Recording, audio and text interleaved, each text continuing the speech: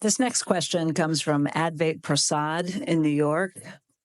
He writes, today, Berkshire holds over $300 billion in cash and short-term investments, representing about 27% of total assets, a historically high figure compared to the 13% average over the last 25 years.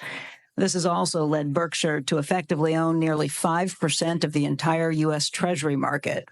Beyond the need for liquidity to meet insurance obligations, is the decision to raise cash primarily a de-risking strategy in response to high market valuations, or is it also a deliberate effort to position Berkshire's balance sheet for a smoother leadership transition, providing Greg Abel with maximum flexibility and a clean slate for future capital allocation decisions?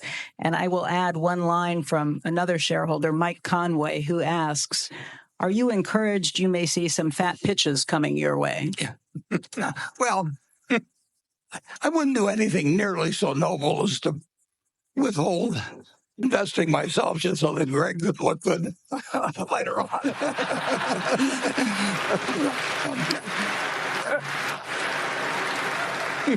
Now, if he gets any edge when I leave, I'll resent it then. So the amount of cash we have is we would spend, well, we came pretty close to spending $10 billion not that long ago, for example, but we'd spend $100 billion. I mean, and those decisions are not tough to make. When something is offered that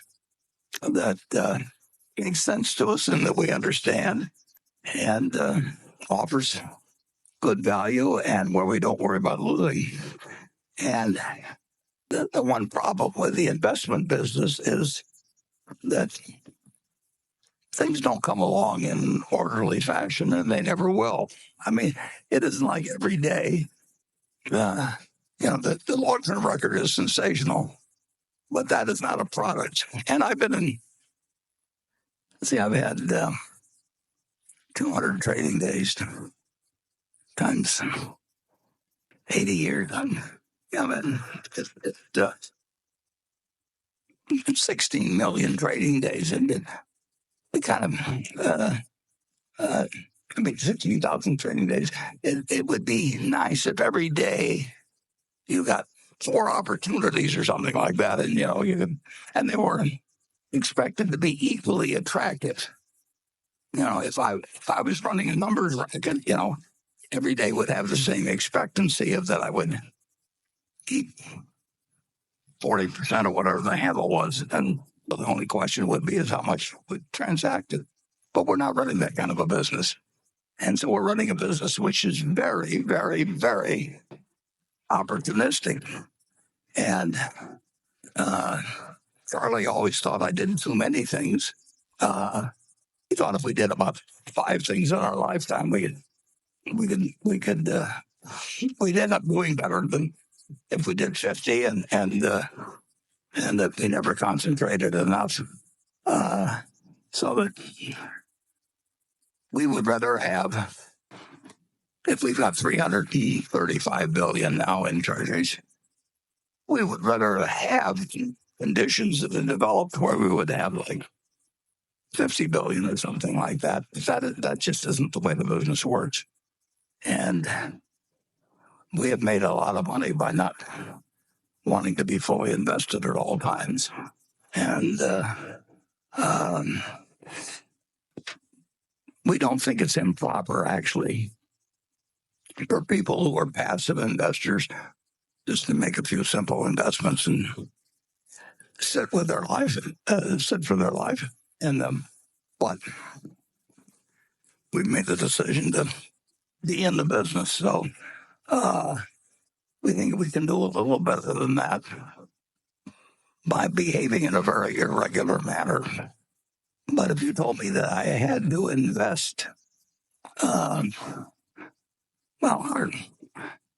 let's say that we have a roughly $40 billion a year coming in, and we start with 335. If you told me I had to invest $50 billion every year, but we got down to $50 billion, it would be the dumbest thing in the world to invest in that manner. Things get extraordinarily attractive very occasionally.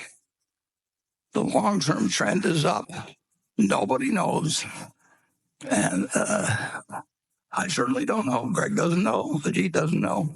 Nobody knows what the market is going to do tomorrow, next week, next month. And nobody knows what business is going to do tomorrow, next week, or next month. But they spend all their time talking about it because it's easy to talk about. And but it has no value. I never found anybody I wanted to listen to on the subject. And on the other hand, I've found that leafing through things like that big Japanese book that I can't read anymore, that's a treasure hunt. And every now and then you find something, and occasionally, very occasionally, but it'll happen again. I don't know when. It could be next week. It could be 5 years off, but it won't be 50 years off. We will be bombarded with offerings that we'll be glad we have the cash for. And it'd be a lot more fun if it would happen tomorrow, but it's very unlikely to happen tomorrow. Very, very unlikely to happen tomorrow. But it's not unlikely to happen in 5 years. And then the probability to get higher as you go along. It's kind of like death. I mean, if you're 10 years old, the chances that you're going to die the next day are low. Get to be 115 or something like that. It's almost a cinch. Particularly if you're a male. I mean, all the records are held by females in terms of age. And I tried to get Charlie to have a sex change so he could stop. But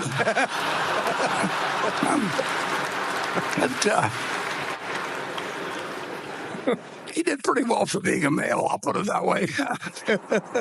Okay. Please like and subscribe. Thank you.